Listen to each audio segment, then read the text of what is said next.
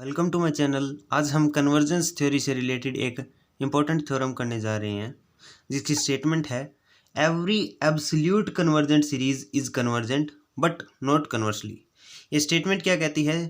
That means अगर हमारी कोई सीरीज़ है वो एब्सोल्यूटली कन्वर्जेंट है, राइट।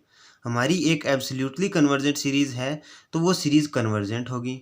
लेकिन अगर कोई हमारी सीरीज़ कन्वर्जेंट है तो ज़रूरी नहीं है कि वो एब्सोल्यूटली कन्वर्जेंट होगी, राइट। तो इस चीज़ को प्रूव करते हैं। लेट कर लिया summation of un is absolutely convergent series, right. मान लेते हैं समेशन ऑफ un एक हमारी एब्सोल्यूटली कन्वर्जेंट सीरीज है। तो ये एब्सोल्यूटली कन्वर्जेंट कब होती है? तो एब्सोल्यूट कन्वर्जेंट की डेफिनेशन से हमें पता है कि एब्सोल्यूटली कन्वर्जेंट जब होगी जब हमारा summation of modulus of un है वो एक कन्वर्जेंट सीरीज हो, राइट।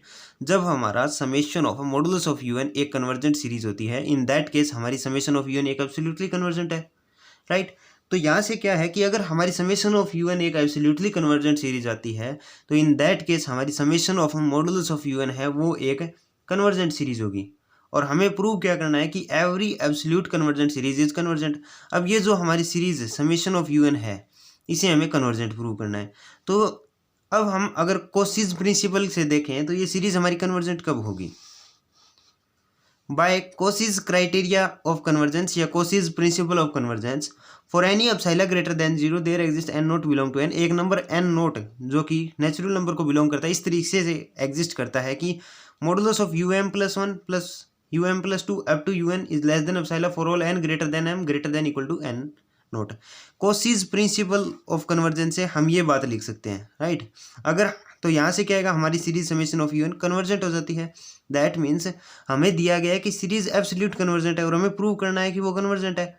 वो कन्वर्जेंट कब होगी? तो कोशी की डेफिनेशन से हमें पता है कि हमारी सीरीज समेशन ऑफ un है वो कन्वर्जेंट कब होगी? जब एक एप्सिलॉन इस तरीके से एग्जिस्ट करे कि एप्सिलॉन ग्रेटर देन 0 हो और n not belong to capital N के लिए हम ये चीज़ लिख पाएँ, right. That is modulus of um+1 plus um+2 up to un is less than epsilon for all n greater than m greater than equal to n naught. इस नंबर से n है वो बड़ा है m से और ये दोनों बड़े किससे हैं? n नोट से। इन दैट कंडीशन अगर हम ये लिख पाएँ तो हमारी सीरीज़ है वो अपने आप कन्वर्जेंट हो जाएगी। तो हम प्रूव कर देते हैं कि जो हमारी सीरीज़ है वो इसके इक्वल है, राइट। ये चीज़ हम प्रूव कर देंगे तो इसके बाद हमारी चीज़ अपने आप कन्वर्जेंट हो जाती है, राइट। तो सबसे पहले इसी को प्रूव करते हैं। तो यहाँ से देखो summation of modulus of un है वो हमारी कन्वर्जेंट सीरीज है। As summation of modulus of un is convergent. तो इसके ऊपर अगर हम कोशीज का प्रिंसिपल ऑफ कन्वर्जेंस अप्लाई करते हैं by Cauchy principle of convergence, तो ये वैल्यू इसका अगर हम मॉडुलस लें हर एक टर्म का, that is modulus of um+1 plus modulus of um+2 up to modulus of un, ये लेस देन एप्सिलॉन आएगा for all n greater than m greater than equal to n naught के लिए। Cauchy general principle of convergence से ये बात हम लिख सकते हैं, राइट।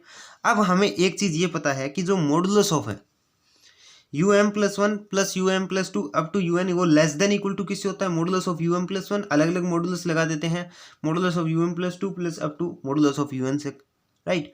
अब हमें पता है कि ये सभी वैल्यू पॉजिटिव है और इसके मॉडुलस लगा देंगे तो वो भी एक पॉजिटिव वैल्यू दे रहा है। मीन्स ये दोनों वैल्यूज सेम होगी, राइट। इन दैट केस ये वैल्यू हमारी क्या हो जाएगी? लेस देन एप्सिलॉन आएगी। ये लेस देन एप्सिलॉन है और ये वैल्यू इससे लेस है, दैट मीन्स ये वैल्यू भी इससे लेस आएगी। तो यहाँ से हम क्या लिख सकते हैं? Modulus of um+1 plus um+2 up to un is less than epsilon.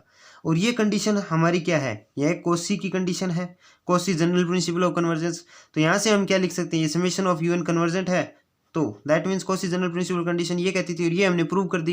That means यहाँ से हमारे पास क्या जाता है? जो समेशन ऑफ un जो हमारी सीरीज है वो एक कन्वर्जेंट है।